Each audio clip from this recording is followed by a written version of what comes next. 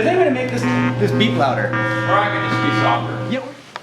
A long time ago, like 20 or so years ago, you went to an exhibit by the sound artist Trimpin. Now, probably a lot of people here know who Trimpin is. He's a wonderful sound sculptor and sound artist. And he's actually been in this window here. He had a display here in our gallery. Anyway, so you went to a show by him. Mm-hmm. What was that like? Was it a good show? It was the first Other Minds festival, and it was at the brand new Uber Wayne Center for the Arts south of Market, and it'd been open a week, and so I'd never been there, and walked into the forum, which is just a great big open room, and Trimpin, this German-born artist who, my favorite thing about him is that he says that he moved to Seattle because they have better garbage there than in Germany. But by that he means industrial surplus. Yes, he means industrial surplus. And he's in Seattle, and he had built these 8 chandeliers out of marimba bars and vibraphone bars, and he had it all wired back into a central computer. And so he was really playing this rather large room of these chandeliers that were in the 4 corners and in the 4 middles of the walls, and he just had that thing humming. And it just really changed me. It was fantastic. What do you mean it changed you? I felt really strongly, really quickly that's what I've been looking for. That's what I've been wanting to be able to build. Doing the room the long way today because of all the instruments, but it brought into sharp focus some of the things that I liked about electronic music and some of the things that I wasn't as excited about. So I think when I was looking at electronic music, it's generally sounds that are coming out of speakers. And everything that Trimpin had built was some sort of physical object. It was, I mean, I'm so much more excited about that sound rather than a really, really good stereo replicating that sound. There's something very different about it for me. I mean, I still do electronic music or synthesized sounds, but I don't think it had really struck me quite the same way as when I walked into that room. Did you have a background for that kind of stuff? For electronic music, at the time I was studying electronic music at San Francisco State. And for the Trimpin kind of stuff, for the stuff that Trimpin made you think about. No, I mean maybe player pianos, or like maybe there was a pizza restaurant in Hayward when I was growing up that had a lot of mechanical sorts of stuff that was fascinating, but it didn't really, it was kind of a cheesy kind of organ sort of thing. So no, not really. And I didn't have an electronics background or working with solenoids or anything like that. Yeah, so you had a background. You had studied electronic music. You were studying it at the time. You've been a chorister all your life. You told me. Now here's the thing. There's and for your little. You were a little choir boy. Yeah. Right. So choir boys, they may be little angelic types, or they may be little mischievous types.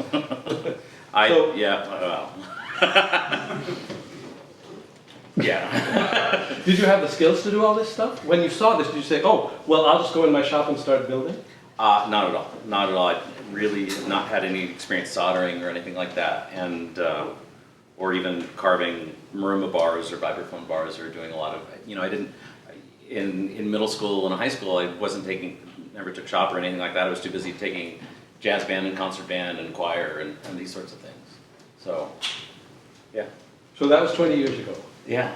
You told me this before. There has ensued a 20-year project of learning some chops. Yeah. There was a really strong desire to learn this, and just with life, just having a normal day job, but really wanting to get these skills has been really hard, and it didn't. And what changed was coming up with this idea for a large piece for Living Earth show, as well as joining Tech Shop. And Tech Shop is it's a makerspace, and there's one south of Market here, where you can take classes on using some of these tools, metal shop tools, wood shop tools, 3D printers, and then the other half of it is seeing Living Earth show, doing some shows where they memorize some really, really, really challenging pieces, but really have a proficiency in doing some really amazing performance. So David mentioned now that you got into this equal temperaments thing. Now, does everybody in here, do we need to say what equal temperaments are? Many people here are going to be sophisticates, but not everybody's a music sophisticate. So, Yeah, shall we say quickly what we're talking about with this word equal temperaments? Yes, say it. Please. No. Okay. So as you know, you can have different types of scales, and most scales are what are called octave repeating, which means you have A, B, C, D, E, F, G, A, B, C, D, E, F, G. So in the space of an octave, how many notes do you have and how are they spaced? And there are many ways to approach this, but one way is to divide it into what the ear perceives as equal steps. And that's our standard scale, is 12 equal half steps per octave. And you know, people can spend whole lifetimes studying these things, but one could ask the question, GY12, there are some answers, but then one could also ask the question, well, what would something other than 12 sound like? What would 11 steps per octave, what would 10 steps per octave sound like? So what got you going on this?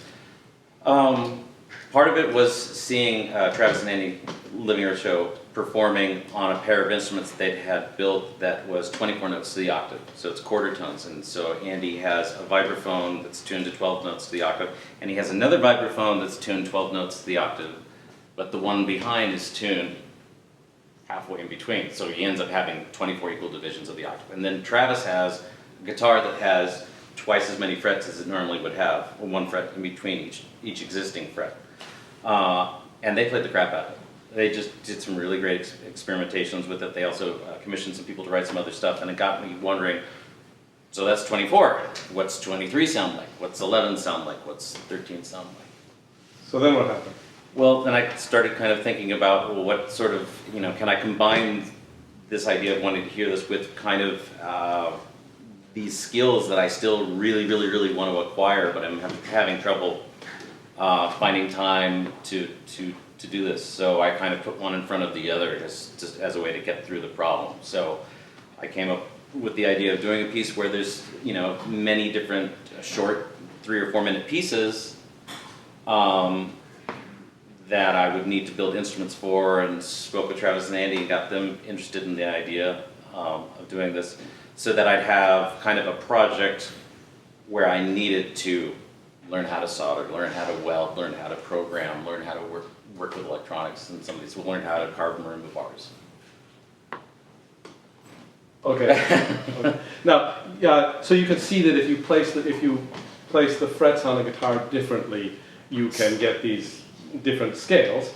And it so happens that many exotic tunings do not sit well on fretted instruments, but equal temperaments are happy on fretted instruments. So when you were out there, you may have seen there was a standardly fretted guitar, and next to it, a guitar with the frets a lot closer together. Because it's the equal divisions, they follow a visual pattern. What is that one? This is 20 notes to the octave. So in this project I'm doing equal divisions 1 through 24, and I like the 20 because I get a lot of bang for my buck out of this. Because this is 20 notes to the octave. It's also 10 notes to the octave, just skip every fret, and 5 notes to the octave, just skip every, just go for every fourth. The 19 notes to the octave is prime. I use that on the 19 notes to the octave piece, and that's it. So it's a lot of work for something. But the 19 notes to the octave sounds really wonderful. Yeah, 19 notes to the octave is known for sounding good because in many ways it does a very good job of approximating certain intervals that our ears kind of naturally like. Whereas something like 11 or 13 may have bizarre intervals in it. Sounds like a trip to the dump. Okay. Did you have any intellectual? No. Did you have any intellectual antecedents in this thing? Like, have other people explored equal temperaments? Yeah. Ivor Darrig has done some. Yeah, there's a lot of people, but it's a challenge. Are you doing it because you're trying to use microtones but make it sound like 12 notes to the octave, or are you just trying to just find interesting other sounds or different tunings that you just don't hear anywhere else? Ivor Darrig is the one that I know that kind of went about it in a very kind of systematic way, where he kind of said, I'm going to write a piece, 5 notes to the octave, 6 notes to the octave, 7 notes to the octave, and did it kind of systematically. So Ivar's an interesting guy, and you'll notice that there's some of his stuff on display out here. This is the work of David Samus, in that David had the idea that we should have a show honoring this now deceased, very odd, very hermit-like guy who lived in San Diego, who was one of the earlier explorers of 12-tone, of other equal temperaments. And so David arranged this show out here so you can learn a lot about Ivar Darag, and just a couple of weeks ago we actually had a whole panel discussion on the topic and that kind of stuff. And then David had the wonderful idea that we'll bring Dennis in here at the same time that the Ivar stuff is on display, because it all relates, right? And we had this wonderful thing. One of Ivar's most famous quotes is, he said, I actually don't remember one word from the quote, but it's the key word. He said, each of these tunings has its own characteristic mood. But you commented to me that Ivar in some ways was systematic about it, but he hadn't really done what could be done. It felt like he was improvising on it and noodling around on some of these recordings, but he'd never really gotten to where he'd really composed or organized those improvisations in any way that I could perceive. And it's really hard to find the time to find a tuning system which really doesn't have anything to do with any music that you've heard for the last, however long you've been listening to music. Build the instrument, rebuild it, because you're never going to build it right the first time, and then play with the instrument to figure out the tuning system, and then organize it in some way. So it's kind of a, in some ways it's shooting yourself in the foot sometimes, but in other ways it's fun to kind of musically go to a foreign city that you've just never been to before, and sometimes it'll sound exotic, like it sounds like maybe you listen to it and this tuning system and it sounds like it's maybe from a different culture, but sometimes it's just exotic and weird and interesting, and it has a lot of fun stuff to go and explore, but it's a challenge. So 24 preludes and fugues, and I want you to picture this. Dennis has written a piece for one tone equal temperament. Right? What's one tone equal temperament? That's one note. That's a guitar with the open string and then a one fret where the octave would normally be. Right? Yeah. But there's lots of other things you can do. If you're writing a piece or doing something, there's timbre, there's dynamics, there's how you're repeating the notes or what you're doing with it. So if you're not doing anything different, one note to the octave has one more tone than a percussion solo. so it's And a prelude and fugue for two-tone equal temperament, prelude and fugue for. Do you have a favorite? Right now, today, 5 notes to the octave. We do a prelude for 5 notes to the octave that I really like, and that's the first tuning system in this where that doesn't appear on the piano, because the normal 12 note to the octave, say a piano, 1 note to the octave happens on that piano just fine. You just play or E or whatever, and 2 notes appears on the piano, 3 notes appears on a common piano, 4 notes to the octave appears on the piano, but 5 notes to the octave, the first note appears on the piano, but the other 4 are somewhere in between the cracks on the piano. So it does. That's the first one that's actually microtonal. So, yeah. Right. So you're into 5. Right. Today. But then next week it'll probably be something else. 18 is a lot of fun. The Ford LTD here is 18 notes to the octave, and so is this guitar. But then 3 notes to the octave can be played on that instrument. 6 notes to the octave, 9 notes to the octave can be played on that instrument. Just because of math. Just because of. Do you see this? That if you have 12 notes per octave, you can also play 3 equal divisions simply by playing a diminished chord. You can play, or that would be an augmented chord. Anyway, some of these turn out to be subsets of others, just as a matter of the arithmetic. Sometimes it gets just kind of heady with the arithmetic and just the math. That it's really helped writing for Living Earth Show because they're so engaging as performers, and it's writing something for 19 notes to the octave. It's just kind of heady and a little brainy, and can get really academic. And how do you make that interesting? How do you make it not just such an academic experiment. Well, you get Travis and Andy to play it. Are there any questions before we? Yeah, does it mean that your music is more linear, or do you have harmonies with it? I'm trying to work with harmonies, but a lot of times, nothing sounds out of tune until you play another note. And then so, yeah. But if it's a single line melody, my ear or the ear sometimes doesn't sound so out of tune when you're kind of plunking notes one at a time. But it's like, well, that's a nice orange and that's a nice pink, but you wear them on the same outfit and it's kind of like, there's Salmon shock. yeah, and I'm pushing myself to use those harmonies because that's a great tool and it's a great chance to experiment with that for me to play around with that. But I find myself Because and like with some music, like Egyptian music, where there's a lot of pitch bending, yeah. it does tend to be very linear, and harmony is just sort of a European thing that they throw in sometimes. And harmony is not really. Not a thing, yeah. I mean, when you have a drone, if you just play one note and hold that note for a long time, and then you're playing on top of that, then yeah. So I find myself, it's 12 notes to the octave. That's all we know. I mean, that's all that we really, really know, and that the music that we hear and the. And we are going to hear some in a couple of minutes. So we'll hear whether it's monophonic, melodic kind of stuff, or more vertical stuff. Yes? How are you notating it? Some of the time I can notate it conventionally because some of the time it lands in an easy way. But when I can't notate it conventionally, for Travis I'm using tablature, and tablature is just basically telling the guitarist, instead of telling him what sound he should be hearing, it's telling him where to put his finger on the guitar.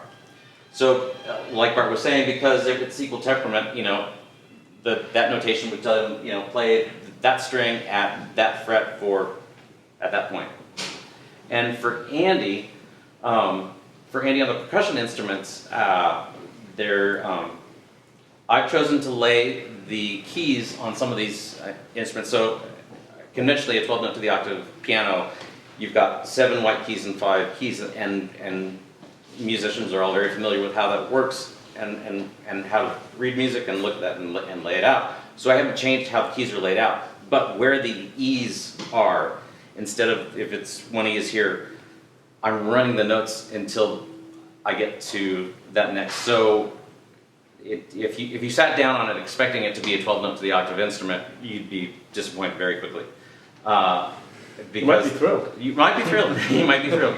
And sometimes I'll have one of these guitars in my car, and I'll think, I better take it with me. And then I think, if this gets stolen, how many pawn shops is this going to go in and out before anybody figures out what the hell is going on with this guitar? It just sounds awful. And it's like, well, there's too many frets on it. But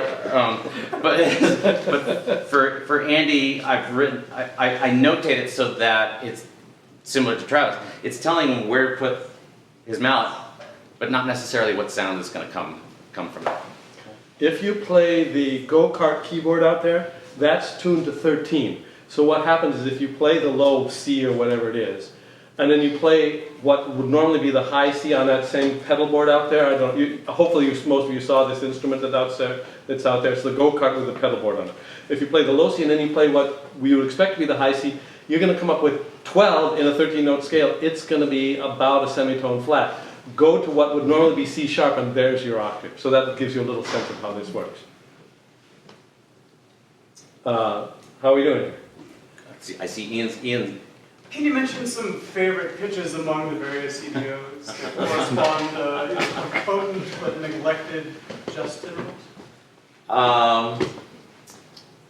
I guess 19 and 17 EDO, these prime numbers, have a lot of notes that are really, really, really close, and it's kind of fun to see how close they get, and it's a good starting off point because to start with something that's not quite right, and I guess what I like about some of those is that for me it's a good place to start, with why do I really not like that note.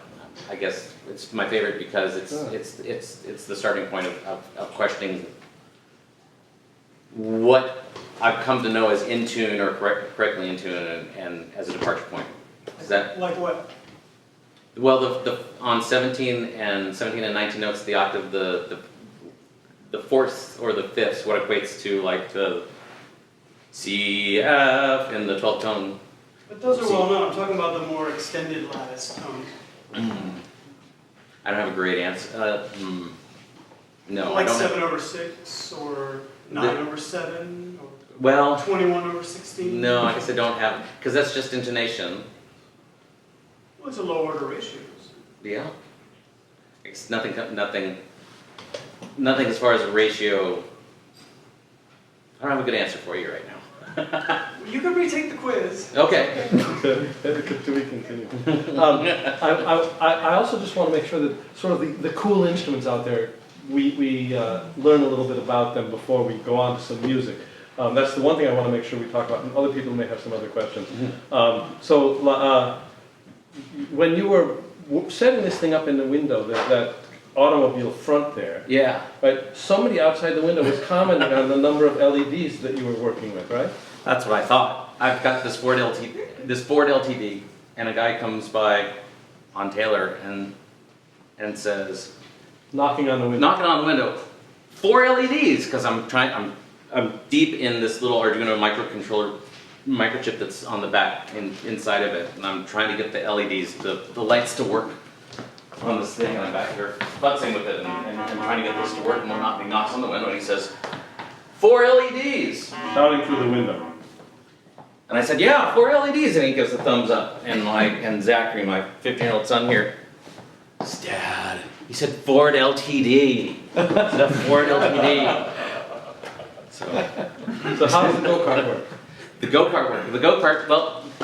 The go-kart has a spindle at the front of it of all these toothed gears, and the toothed gear has a certain number of teeth on it depending on what frequency I'm supposed to get. So if you had 440 of those teeth go by a second, you'd hear an A. But then the other gears or the tooth wheels on the front of it going across have an increasing number of teeth. So it's just like when you took a baseball card and stuck it in the spokes of your bicycle as a kid, you'd get a certain note. But now they're all kind of laid out on this spindle, and then there's a Hammond organ pedal board on the front of it.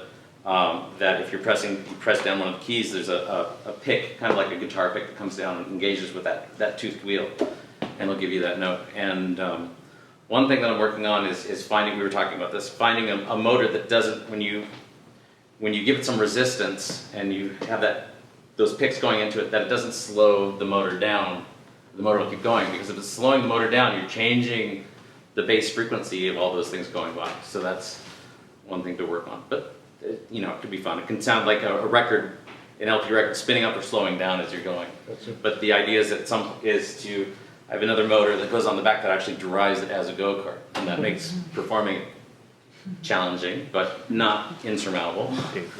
So if you didn't see this on the way in, make sure you look at it on the way out. And if you didn't follow all that description, you'll see when you look at it and play it and sit in it and play it. And there's a lot of I have one more, I guess it's more like a comment, maybe a little friendlier, my apologies. You were mentioning the 24-tone EDO, and that actually has some really important intersections with like the 11th partial, 11/8, for instance, is right there between a tritone and a perfect fifth. And so it's having these 50 cent in between is super important. And same with the 13th partial, which is kind of right halfway between minor 6 and major 6. So some of this stuff is like right there, and that's kind of, I think, what Ivor Derrick was into, is the intersection between the worlds. And there's not very many people that understand both. I think that you're really getting into some work that can tackle the issue. It's cool to see them next to each other. Appreciate it. I really have to. It's limitless. I mean, you could do like 108 equal divisions of the octave, and it could just run away with you. So I'm trying to limit myself to something that was going to push myself on collecting some of these skills that I really wanted to get my hands on and work with it. And but not so much that I'd never finish it. Thanks, Peter. 108 actually has most of the ET and most of the interesting just intonation intervals in it. So yeah, I know exactly. There's There's a lot of widgets though. We should probably get on to some music. We should. Do you want to say anything about what we're going to hear? Travis and Andy are gonna play on 4 different instruments, and they're gonna for about 3 or 4 minutes. And one of them is completely notated, and the other 3, and another one is kind of like structured improv, and the other 2 are kind of a looser structured improv. But gonna have them ask them to play on those, so that we can hear some of the instruments, and we might have to do a little plugging in of stuff, so it might be a minute here before we really are ready to go. Okay, and also, could you give a between 10 and 30 second introduction of Living Earth Show? Sure. Let's see. Travis and Andy are amazing. Travis and Andy, there. Come on up, Travis and Andy. The Living Earth Show. This is percussionist Andy Meyerson and guitarist Travis Andrews. And Travis and Andy have been performing as Living Earth Show for 5 years? 7, Jesus. And do work by, everything you guys have ever played has been written for you guys, except for the Brian Ferneyhough piece that you guys had those instruments built for. With little exception. And what else should I say? That's good. That'll work. Yeah, that's really good. Let's see what Really good. Well, why don't we start, and then when we have to do something about Jello, we'll do Jello. But if you guys want to stop in the middle and explain something, that's good too. Okay. Cool. What are these instruments that we're playing? The first one. So first one is Andy's got a 20 note to the octave steel tube chime, and so this is a piece of a square aluminum that's 1/8 of an inch thick, and then it's a bit like a tuning fork where it's been milled down there to get a different pitch, and then Travis has the Hello Kitty guitar, which is 20 notes to the octave. Yeah. Go. So on this thing? Yeah. 3, 4, 5, 6, 7, 8, 9, 10, 11,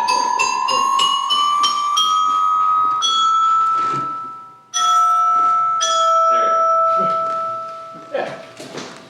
Which is wild because it goes. Really, it's like it looks like I see a C and then an F sharp on the keyboard. But Do you find that there's a mental? Do you feel that mental disconnect between playing a C? Try something stuff.